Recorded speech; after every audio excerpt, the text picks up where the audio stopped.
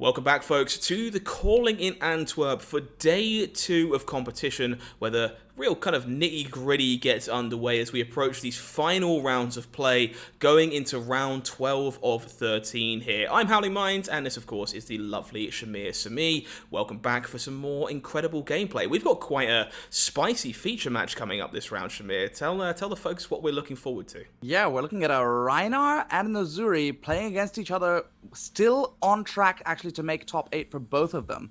So it's definitely one of the more unusual matchups that we can be expecting out of this metagame. No Lexis, Dromais, or Oldims to be found here. This is a battle of the new versus a battle of the old. Certainly a tale across time this time. Rhinar, not really a hero with too many high-level showings, but Ollie here still live for top 8 with his favourite deck and kind of putting on a show for everybody at home by embodying Rhinar as he plays as well. This is a matchup a lot of folks aren't going to be super familiar with, Shahmir, so what should we be looking for? What do we think the important cards are? Well, I think the classics that we can expect to see out of Rhinar are, the Blood Rush Bellow power turns are going to be absolutely huge for pushing damage in this game. Uzuri is a deck that's very comfortable defending with a lot of very high 3-block density. So we might not see like the standard just, 6 with Intimidate do very much as we go along. But a Blood Rush Bellow turn, that's going to push some damage for sure. But conversely, the Blood Rush Bellow takes a little bit of setup to achieve, and Uzuri is a hero who punishes a lot of setup. So from Uzuri's side, we'll be looking a lot at kind of these stealth cards like Isolate, swapping into these really powerful on-hit disruptive effects like Command and Conquer, Shakedown, Surgical Extraction, and the likes. Certainly seems like an interesting one all round. It's time for us to make our way down into the game. Let's take a look. Okay, so Christopher setting themselves up here. Very lovely tunic on the side there, but definitely more interested in that Nerve Scalpel. That's more of an interesting dagger choice. What do we think about that?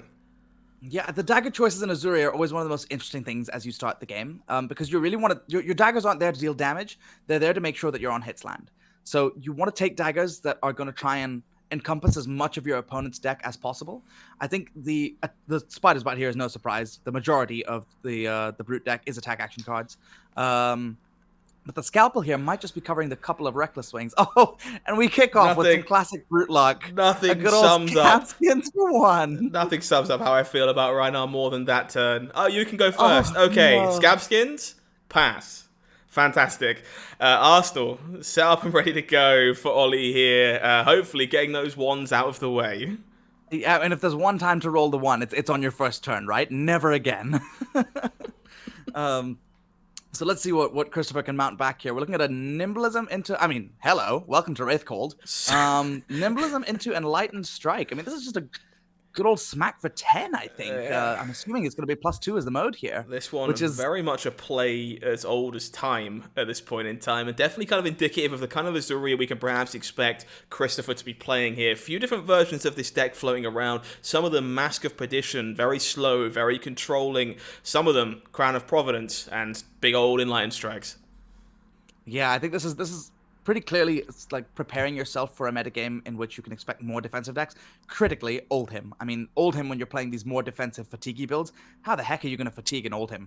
If you've ever done it, call me. And you're not an Oldhim yourself, call me. I want to know your secrets. I've got some beach house property for you. Yeah, sounds about right. Looks like Ollie here taking a chunk of damage to keep the access to their hand. Looks like we're going to be throwing some haymakers back and forth here. I get the feeling this might be, it's an early Blood Rush Bellow. That's exactly what you want to be seeing as Rhinar. And to line up with the turn where Uzuri has no disruption, I mean, the stars have aligned for Ollie here. So let's see if he can carry it forward. Certainly going to try and put it together. These players kind of doing everything by the book here, rolling the dice. And discarding a piece within. It doesn't get better than this. No, definitely. The die favoring Ollie on the second turn of the game anyway. I think there was a Skullcrack being picked up there from that Beast Within, but extra card to work with, more resources, more attacks on this big, exceptionally impactful turn, more cards being intimidated away. I feel like Uzuri might be taking a chunk of damage here. Well, I mean, she sent 10 on that last turn, and 10 is nothing to scoff at, plus the 1 taken from that Beast Within trigger. But I get the feeling she might be taking more than 10 back on this turn. A Blood Rush turn with this many cards in hand, we should be expecting probably at least 18 damage to come out of it, quite possibly more. Those mandible claws definitely likely to be going to work on a turn like this. Ollie kind of showcasing the reason to play Rhinar and the Brute decks in general. People think Art of War is a strong card, Rain Razors is a strong card. Well, how about we juice those cards to the maximum in the form of a card like Blood Rush Bellow? It's giving you some of the most impactful power turns in the game. Pitching a sink below for your claw though, not what you're hoping to see.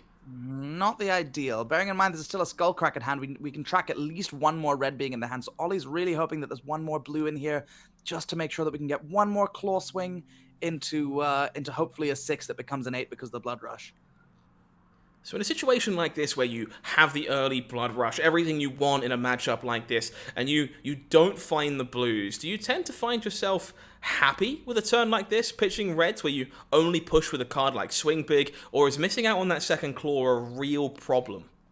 I mean, losing 5 damage worth of potential on this turn just because you drew reds is pretty unfortunate, but that's not to say that this turn is weak. I mean, we're still presenting 15 damage here with an Intimidate, which is really nothing to scoff at, but that Swing Big is cleaned up very nicely with a D-React from Arsenal and 6 block from hand, so Swing Big is gonna instead give Christopher this lovely little Quicken token, which I hear that Uzuri can make some pretty good use out of Quicken tokens. Yeah, you certainly don't wear Black Tech Whisperers and not make good use of a Quicken token over the course of the game. Unlikely to be on this particular turn, though. Only the one card that was intimidated away for Chris here. Going straight in the Arsenal, setting up for a bigger turn, banking that Quicken token for later on.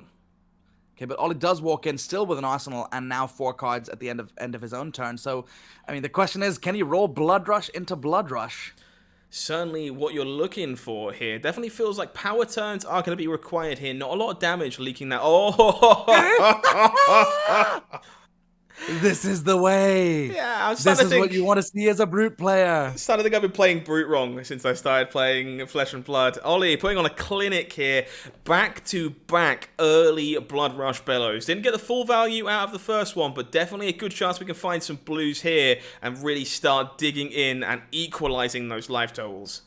Yeah, having already pitched a blue here, you're feeling pretty good. If you can draw one more, then this is, like I said before, at minimum, we should be looking at an 18 damage turn here, which is gonna put the hurt on. Ollie here, starting strong with the club. The club. Okay, I hope they're clubs. They push more damage that way. Mandible Claw coming in for 5 off this Blood Rush turn. Kind of an iconic play sequence for these brutes at this point. But vanilla damage, all in all. When playing against a Rhinar like this, how much do you prioritize blocking those early claws versus risking your cards being intimidated away again by a later attack?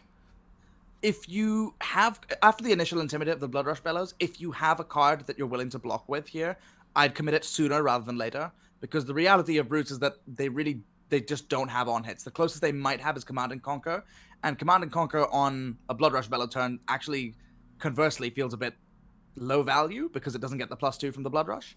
So if you are committed to defending early, it's better to do it earlier before you get those cards intimidated away. But if it's a situation of, oh, I can use all my cards proactively, and I kind of want to use all my cards proactively, then, well, I guess you just better hope you can return better than 18. Seems very fair. Second Claw is coming in this time off of a Reincarnate, one of the more recent additions to the Rhinar deck all around. Chris definitely offering some amount of respect to this, likely giving up the whole hand, I would imagine, here if there's a follow-up, but we don't know if there is. This might just be the 10 vanilla here. Ollie, of course, hoping that isn't the case, looking for another Swing Big and finds it. Another one! That's basically everything you could hope for. This one's not getting blocked out. No second Quicken token. A huge 10 damage coming down at the end of this combat chain. Ollie go smash. I mean, this is combining actually your Brute power cards, because the only things that really feel strongly above rate, I think, in Rhinar these days, is like your Blood Rush Bellows and your Swing Bigs. If you put them together, whoo boy, that's a lot of damage, and it's what we're looking at here. I mean, Christopher once again returning with a Sink Below from Arsenal, which is a bit of deja vu in there from both sides. But Ollie is forced through quite a bit of damage here, so we're taking down another 10 damage going through in this turn, all in all, I think. Might have been a bit less than that. I think it was 8 damage going through in all. But again, just forcing Christopher on the back foot with an Arsenal pass here. This is such an interesting spot because Christopher is definitely on the back foot in terms of the amount of pressure they're under. But you're through two of your opponent's Blood Rush Bellows and you're ahead on life. Should you be happy in a situation like this, or are you still very concerned right now? I think while Blood Rush Bellows is a very big deal, it's not kind of the only way that Brute can be dealing damage at the end of the day. Because a strong Alpha Rampage turn, or a turn with, for instance, something like Wild Ride, these kind of go-again Brute attacks, can be really quite scary still. And of course, there's the eternal threat of Scabskin Leathers just surprisingly giving you, whoops, I have 2 to 3 action points, and I guess I'll swing 12 damage this turn. I'll go for it. Unlikely to be 12 damage this time. 2 rolled on the Scabskins, nothing particularly impressive. However, dual deck Intimidate coming out here to peel another card away, doing its best barraging beatdown impression, hopefully followed up by a big attack from the Arsenal here, so Ollie can keep this tempo under his control. Let's see, and we're coming in, with a Smash Instinct, which is just a straightforward 6 damage and Intimidate. Nothing too fancy. But, well, with only 2 cards left to block with, are they the 2 cards you wanted to block with, or are those sitting in the Banish Zone right now? Rhinar's secret power of kind of taking away that choice from its opponent, making you only really be able to block with the cards that you're left with, courtesy of the Intimidate mechanic, not always the ones you would prefer to have put in the way. But only the 6 damage coming in here, definitely the kind of hit you're willing to take if you're looking to return fire and get tempo back under your control as Chris. Wouldn't surprise me if we see a block though. Uzuri very good at managing 2 to 3 card hands. Yeah, absolutely. But, I mean, the setup here for managing an even bigger hand is actually looking really good. I mean, there's a Quicken token in play. Looks like that's a Shakedown in the Arsenal. Uzuri could probably quite comfortably actually be leveraging a 5-card hand here based on that, just depending on what the resource curve is like and what the threat density is like in the hand. But with a Quicken token, suddenly it becomes a lot easier to actually leverage all 5 cards in an offensive manner. So let's see if that's the decision that they go for. Certainly a big turn up for grabs for Chris here. Kind of debating whether or not it's worth keeping all those cards or whether they can set something up courtesy of that Quicken token and the Shakedown in Arsenal. A lot of early Uzuri players tend to wonder if they're supposed to Arsenal their 6 power attacks, if they're supposed to find ways to leverage them, maybe pitch stack them away for later. Do you have strong feelings on that kind of take, Shahmir? I think you play the 6 power attacks because they're powerful in isolation as well. You know, without having any kind of stealth card to send them in, a Command and Conquer is still a Command and Conquer at the end of the day. A Death Touch is still a Death Touch. Shakedown is probably one of the most contentious, and that it really requires that that reaction to leverage it effectively. But you have your equipment to help you do that. You have your Black Tip Whispers and your Flick Knives. So if you can, I'd say just don't reduce your card advantage capabilities. Just slam in an Arsenal and be happy. Makes a whole We're lot of actually sense. seeing the Quicken token used up here for a Spider's Bite swing, which already had Go Again. Not really the way I expected the turn to play out, to be honest. Those stack, right? We are allowed to go again, right? Oh, we can go again, but it will still only give us back 1 action point. Somewhat alas. Unfortunate. Spider's Bite here, though, once again, kind of as you alluded to early on, kind of just making sure those on-hits hit when they matter, and we're talking about on-hits that matter. Shakedown is definitely up there.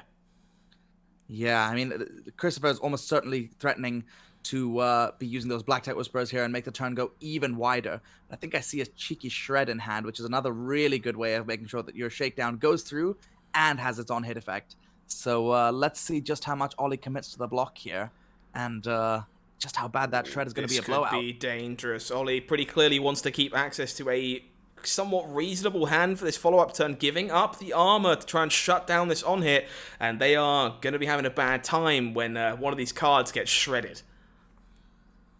Unless there's a surprise defense reaction, who knows? Reckless Swing is always waiting around the corner, but looks like the Shred is going for that pack hunt over there. Fate is a defense reaction with the Fate Foreseen. Wow, certainly a little more of an unconventional choice in these Brute decks. You've got to be very selective of the cards you play that don't have 6 power in the bottom left-hand corner of the text box. But the defense reaction here coming in clutch and kind of keeping that Shakedown away from Ollie. Brute's a really interesting class, I think, with the more I look at the card pool, where all of their cards that do block for 3. So they actually feel very comfortable taking this kind of mid-rangey position, much like Uzuri, where they block some damage and deal some damage back. But they also have cards that block for 0. Ooh, I certainly don't mind blocking if my remaining 3 cards are going to be an Alpha Rampage discarding a Beast within. These power turns so far have been fantastic for Ollie, just kind of showcasing some of the just above rate things that Rhinar has the ability to do. As you kind of alluded to a moment ago, those kind of mid-range plan where we can defend some damage by giving you armor, have a defense reaction in the arsenal, and still kind of present this kind of big alpha rampage turn that you don't really ever want to block out, and maybe can't even block with the cards you wanted to block with. Yeah, I think that's the critical thing about Alpha Rampage and just Rhinar's specific spin on the Brute card pool, which is he is going to force damage through at times with cards like Alpha Rampage and a double Intimidate, with cards like Barraging Beatdown later down the line. So you don't have a choice as to, you will be taking some amount of damage this turn. The question is, how much are you willing to take in hopes of returning fire? Certainly an interesting spot for Chris here. Managed to do a pretty reasonable job at keeping these life totals equal so far. Both players kind of juggling the role between being a little bit defensive, a little bit aggressive, making sure they're not just kind of giving away all their cards every turn to prevent damage or present it, but finding this very fine mixture that both are kind of doing this intricate dance to create. Yeah, we're seeing a Spider's Bite coming in for one, which again is just threatening. Ooh, what's the on-hit that could be coming? I think I spy another Shakedown in hand, and I think we had an Isolate prepared on the previous turn, so we could be looking at the Uzuri classic of Isolate into powerful switch attack. Isolate, secretly kind of a diamond in the rough if you haven't had the chance of playing with it so far. Uzuri, of course, loves any kind of stealth attack to be able to present those incredible 6-power deadly on-hits, but particularly Isolate, fantastic at guaranteeing that it can't be blocked. This time, we circumvent the Isolate, we just go for raw damage. That Spider's Bite on-hit, doing a great job of making sure this Leave No Witnesses becomes very hard to block. Yeah, Nimblism, I think, is another somewhat contentious card in Uzuri these days, but when you pair it with a Leave No Witnesses, my goodness. I mean, this is Command and Conquer for 7. Who's going to argue with that? Not only Command and Conquer for 7, but one that has a Spider's Bite before it, making it very, very hard to get cards in the way here. Kind of keep that arsenal safe. This time, bailed out by some high rollers, having some non-attacks to be able to keep that arsenal safe. Have to wonder if we've got another very important power card tucked away down there. Does make me wonder, when you're playing against a Brute, is it worth kind of taking an Orbitoclast instead of that Nerve Scalpel, as we were talking about at the beginning of the game, to kind of play around more of these non-attack actions like High Roller and Clearing Bellow and Barraging Beatdown? Because when you commit all of your turn to something like that and it gets blocked out, doesn't feel like you're in a great position here as Uzuri. Certainly not, but the Nerve Scalpel, definitely one we could see shine later if we've got this pile of Fate for Scenes and defense reactions on at the other side. Rolling the Scab Skins here does give us an extra action point. We start the turn on a Claw, spending the Reckless Swing, getting that tucked away for later on. Have to wonder what the follow-up here is. It's a Barraging Beatdown to earn more cards. That big card in the arsenal must be another very prominent attack. You know, I actually think we might just see another Claw Swing here. Yes, and I like this a lot.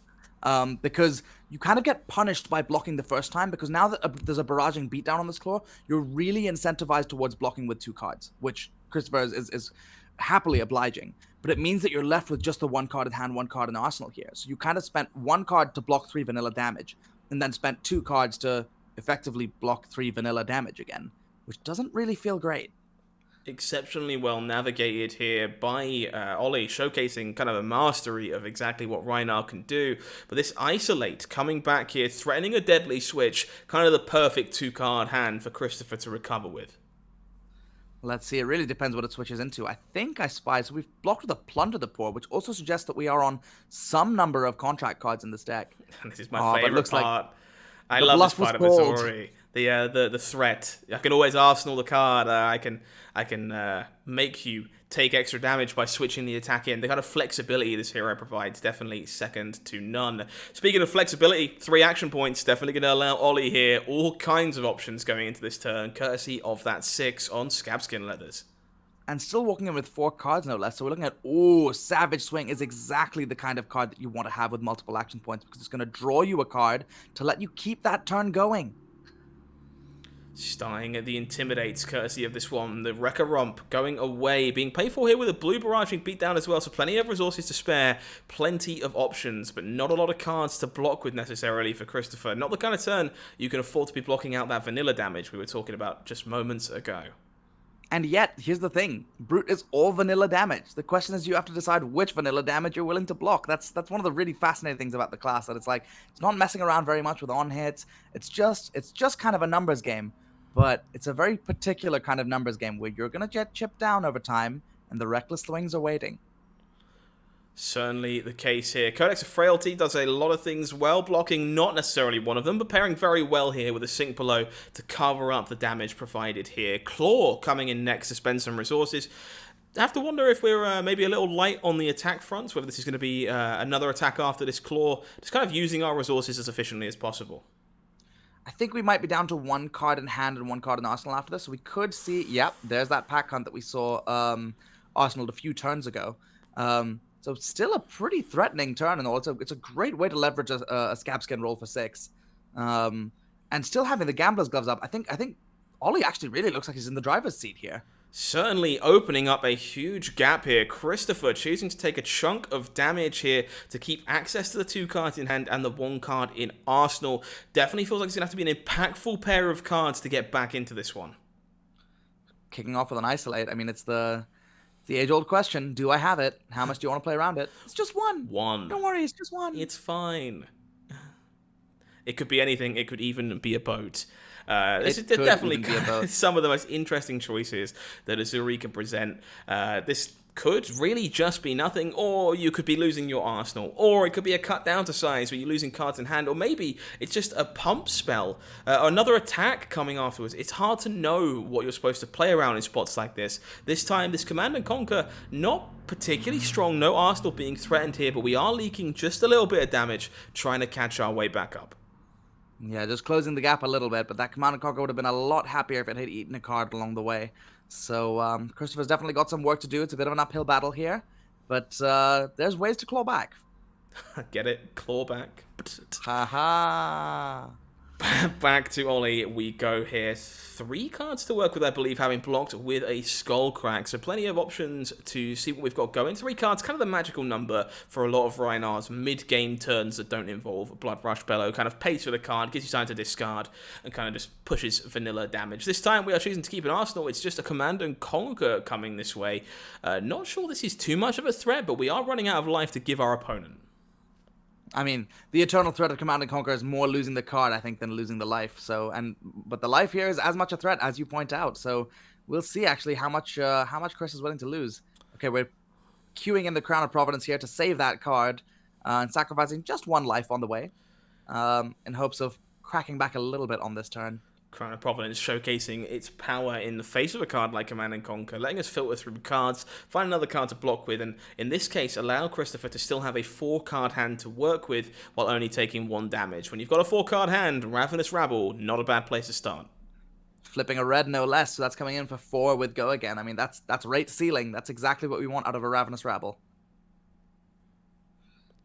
Ollie here. Got some life to work with. Rhinar, of course, a bit notorious for needing a handful of cards to work with. This hand perhaps not really providing much off of a lot of cards, though. We're blocking this Ravenous Rabble early. Kind of a little surprised to see that. Normally, I think I'd be more scared of the on-hit to come, but in this case, not punished. We've got an Enlightened Strike coming down afterwards. Just more raw damage from Christopher. Might be suggesting that Ollie is very willing to defend with this hand and might actually even be blocking part of this Enlightened Strike. But who knows? As you say, it could just be it's a case of no punish and take the vanilla damage to threaten back something even bigger.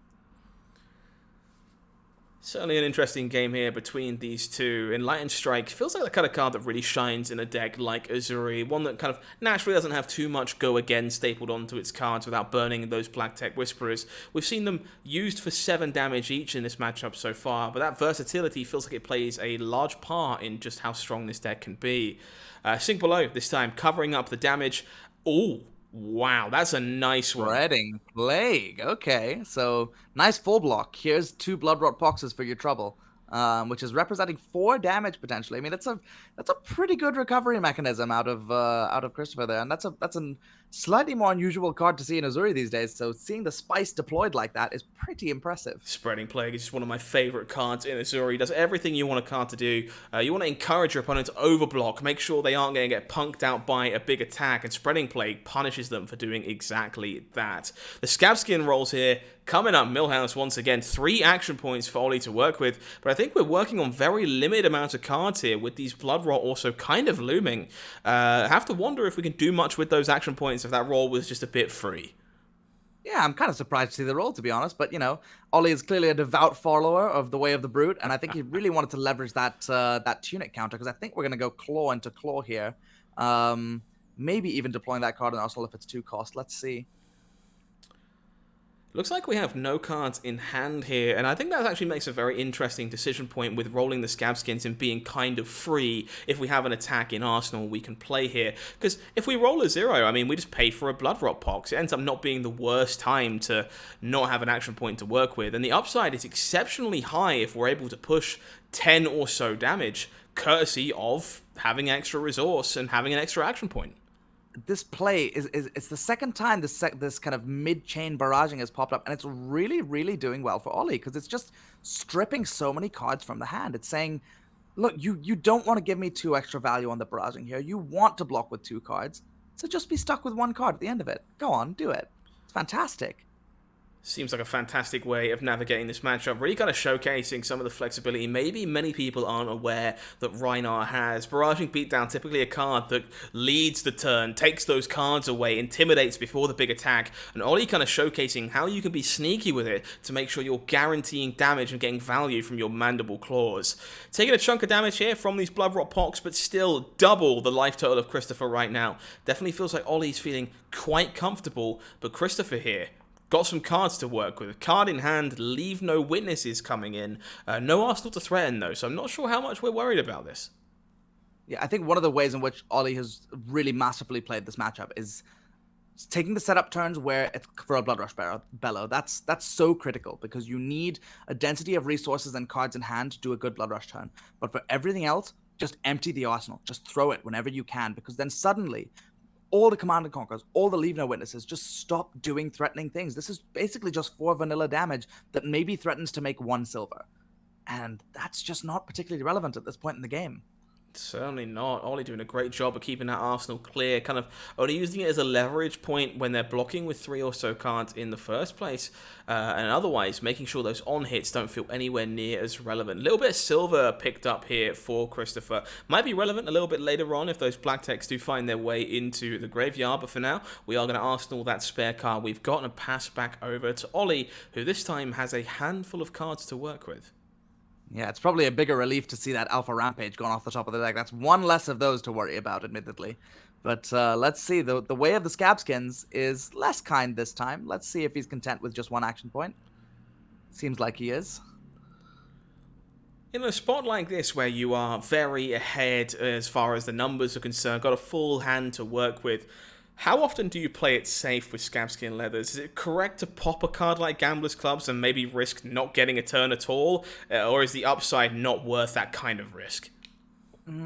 I think unless you're sure that you can literally be pushing lethal damage in this turn, Gamblers is such a lifeline, because on a turn where you start your turn by rolling Scabskins, rolling a 1 just instantly spells death half the time in the game, because you just skip your whole turn. Any plans you had for the cards that are left in your hand going into that turn just crumble to dust. So losing the Gamblers in hopes of making an even bigger play when you already got to keep your 1 action point, meager as it sounds, is risky, to say the least. For sure. Definitely feels like finding a way to lose more than securing a way to win. Ollie agrees with you here, lets the 1 action point remain. Picks go again on this inline strike, kind of again leveraging the modes of that card that both players have been so far this game. We see an inertia trap coming down to block this one. Not a choice that I see too often. Yeah, Inertia Trap is a pretty powerful one, I think, for Uzuri, because there's a lot of heroes right now. Notably, both Rangers and Guardians are pretty frequently attacking with attacks that have higher power than their base, which means you can get that Inertia trigger pretty often, and Inertia Token is particularly disruptive to those 2 classes, so I think it's a very heads-up pick going into this metagame.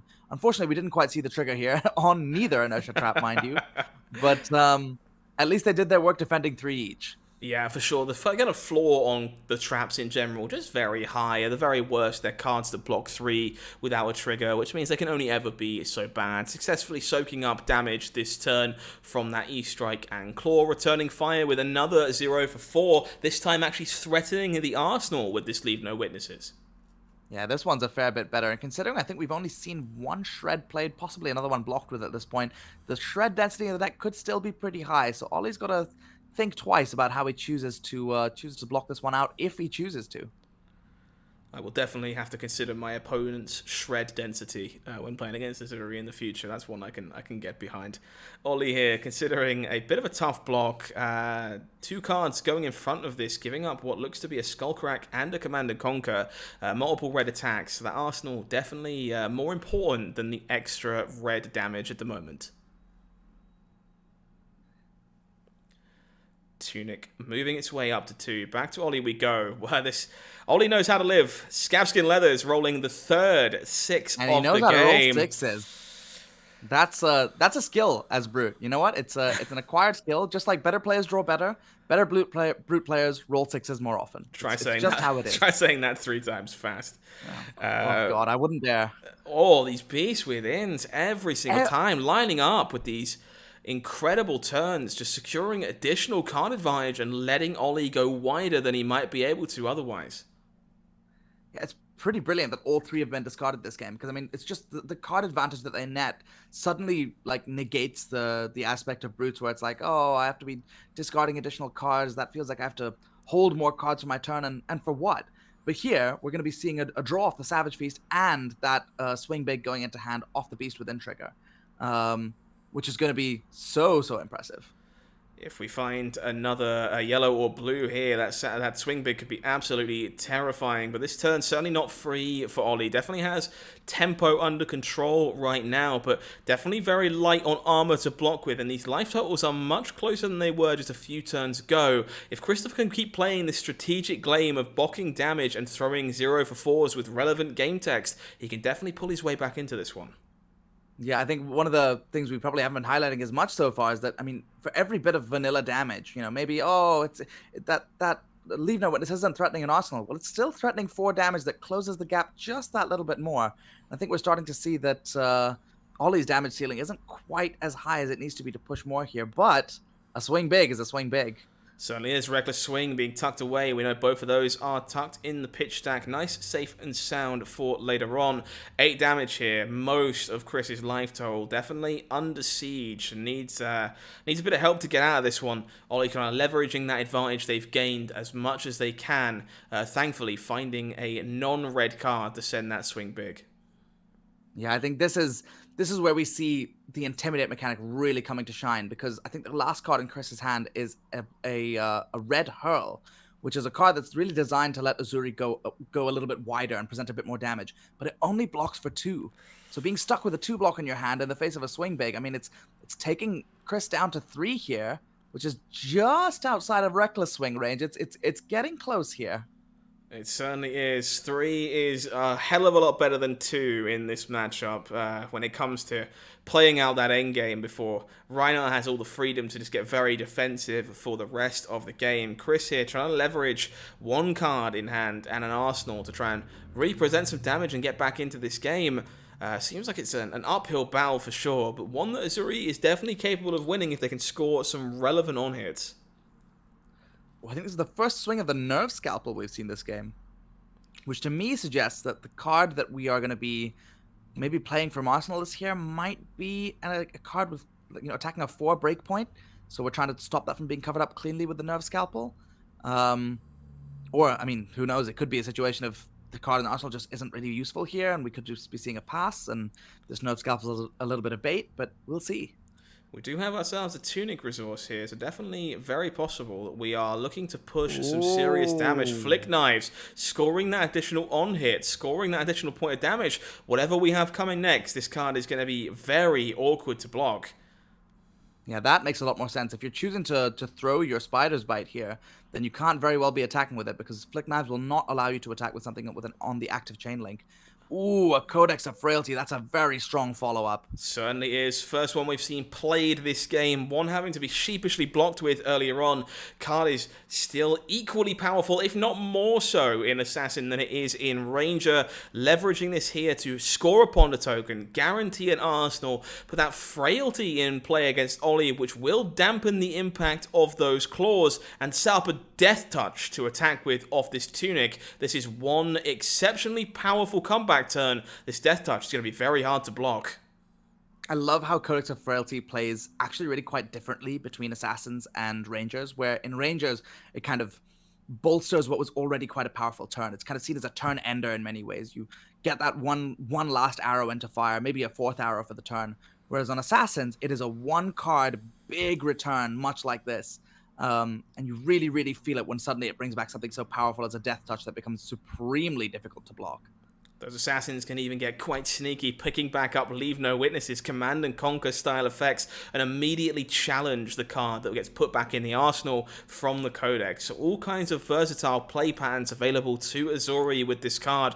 This time it's about threatening that damage. This gap between life totals just closed extremely fast. Yep, we're coming in for 6 here, threatening the on-hit of what I would expect to be a Bloodrot Pox at this point in the game, but who knows, could be any of the 3 tokens. And as we said earlier, with both daggers hitting this turn, courtesy of Flick Knives, it's going to be exceptionally hard to block this out. Death Touch showing that it is supremely above rate here. Flick Knives, definitely a card worth paying attention to here as well, because although Ollie might currently be on 10, the Flick Knives represents another guaranteed point of damage at some point in this game, courtesy of throwing at that Nerve Scalpel as well. It's very possible that chaining together the on-hit here, the physical damage, a little bit of extra damage from Flick Knives, Nerve Scalpel sneaking in, can steal Christopher a win. Yeah, I've definitely had that in some games of Uzuri that I've played, where your opponent goes to 2, and you look at your Flick Knives and your 2 daggers and go, well, I guess you're dead in 2 turns. Hope you can kill me before then. Certainly puts quite the inevitable clock on the game. Looks like Death Touch being taken here to allow Ollie the ability to fire this Enlightened Strike and another attack. We're going down to 4, and now this decision choice between which disease you provide is very interesting. The extra frailty might really dampen those claws if he wanted to keep cards. Inertia might take the E-Strike away. It's Blood Rot, damage. There's so many decision points. We go with the frailty, assuming that Ollie's keeping cards to go wider this turn. Yeah, I think this is definitely an attempt to kind of keep that Enlightened Strike, which we know is coming this turn, under wraps a little bit. Hopefully blockable with just 1 card. Oh. But I think it's gambling a little bit on the claws. We're going for the Scab Skins. Oh, 1 action point. Is it time to crack those Gambler's Gloves and try and go a little bit wider to gain tempo here? These life totals are so close, but those frailties really do dampen how much damage Ollie can deal this turn. Yeah, I'm not sure he's gonna go for it. I think in this position, it's so close, right? You only really need to deal 1 point of damage to get them in Reckless Swing range, and once they're in Reckless Swing range, you just have to block out until they come around, because they're all sitting in the pitch stack waiting at this point. But losing your gamblers here, I mean, it could be worse than this. It could get worse. I think Ollie's really seriously considering whether the reroll is worth it here. This definitely feels like a game-deciding moment. Ollie tapping away on his cards, chooses to settle for the action point. So we need to provide some kind of meaningful pressure here so we don't let Christopher keep too many cards and end up finding ourselves at the mercy of cards like Shred. This is a great way to do it. Alpha Rampage coming in for a chunk of damage and taking away those cards. That is an exceptional punish on Chris's decision to go with the Frailty rather than the Bloodrot Pox. It is actually incredible. This is the last Alpha Rampage that can be played in this game, unless we're going to see a Remembrance or something crazy like that can pop up. So, this is pretty backbreaking for Chris in this situation. Certainly is. This Alpha Rampage doesn't necessarily demand every single card courtesy of the armor, but we don't want to give up those Flick Knives. This is a really tough spot to be in for Chris. I think we're going to have to give them up, though, because leaking even 1 point of damage here just puts you dead to rights to when those Reckless Swings come back around. If you find yourself in a spot like this against a Rhinar, such close life totals, so many interesting decision points, Is it ever correct to accept that you can't beat Reckless Swing, or is it something you should always be trying to actively avoid? I think if you feel that you're playing a deck that's capable of enough damage output that you can put them under pressure and say you have to draw Reckless Swing in like the next 2 turns, or you're gonna die, then I think it can be fair sometimes to go under the life threshold, be it 2 or 1 life. But Uzuri particularly is just not really capable of these really, really high damage turns. We've already seen a lot of these go again cards spent to try and deal damage. Ooh, but it looks like we've got a 2 block in our hand, so I think we simply don't have a choice but to go down to 1 here. So, because the difference between 1 and 2 is not that significant, so we're going to choose to keep the flick knives, go down to 1, and say, if you have it, you have it. That's 2 of those valuable Go Again cards lost as well. Hurl and Enlightened Strike both having to get in front there as the other 2 options intimidated away. One of those, a Fate Foreseen, which is going to be awful at being proactive in return here. I think this is the real danger of trying to play defense reactions when you go against Rhinar, where it's like, if I keep a card that I have no choice but to block with and it gets intimidated away, it is simply disastrous for me. This turn is so unfortunate for Chris. 2 reds. Can't even... Oh, this is terrifying. Dagger for 1 is not where we want to be. Certainly isn't. I think Ollie's going to be taking pretty much all the tempo in this turn. Let's see. I mean, we've seen a couple of barraging beatdowns plays, but that's also an out to win at this point. I think Ollie just checking whether Flick Knives can even be activated while attacking with the Nerve Scalpel, which unfortunately it can't. So this Nerve Scalpel and possibly the card in Arsenal is really all that's being represented this turn. Certainly is. It's very much a world where we maybe have to hope that Arsenal card is another 0 for 4 style attack, one of these Leave No Witnesses style effects, to at least be able to threaten lethal this turn. Otherwise, a full 5 card hand from Rhinar is a very scary place to be. It doesn't look like it. This is a pretty dire position for Christopher here. Surely Ollie is keeping these cards with the intent to close the game out this turn. Certainly many options available to him. We start with that Enlightened Strike from the Arsenal we know about, courtesy of the Codex. Definitely a fantastic way at starting to go wide, and this is definitely an uphill battle. The Flick Knives immediately going in front, joining the sink below, thankfully covering up that 5 fairly cleanly, but hopefully no other break point on the way, or Chris could be in trouble now with running out of armor to block with. Yep. I think we are. That was the last of our armor, so we've got 3 cards left in hand, and that's all our defenses for this turn. So if there's 2 Intimidates, that could be death.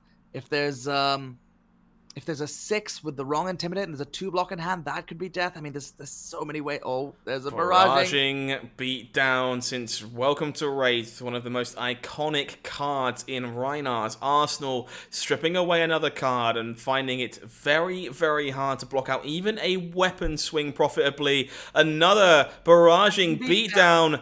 Another card being taken away, leaving whatever attack is on its way unable to be shrunk in any meaningful way. It's Mandible Claw, and it's not getting blocked. React. That's it. That's the game. Really? Seems like it was an Arsenal at the end there. God, brutal. What a down-to-the-wire game from 2 exceptionally powerful early Blood Rush Bellow turns from Ollie. Chris pulled their way right back into that game, and we came down to edges after that incredible Codex of Frailty turn. Yeah, Ollie clearly a devout follower of the Way of the Brute with all of those beautiful Scabskin rolls, back-to-back Blood Rush turns. That's exactly what you want to see as Rhinar, and if we can see that represented in our top 8, I think it would be absolutely thrilling. Incredible stuff from both players. Ollie still alive for that top 8 berth at this calling, and they'll have a chance to make it in their win and in match next round. But until then, we're going to take a short break, cut to an ad roll, and we'll be back with you very soon here at the calling in Antwerp.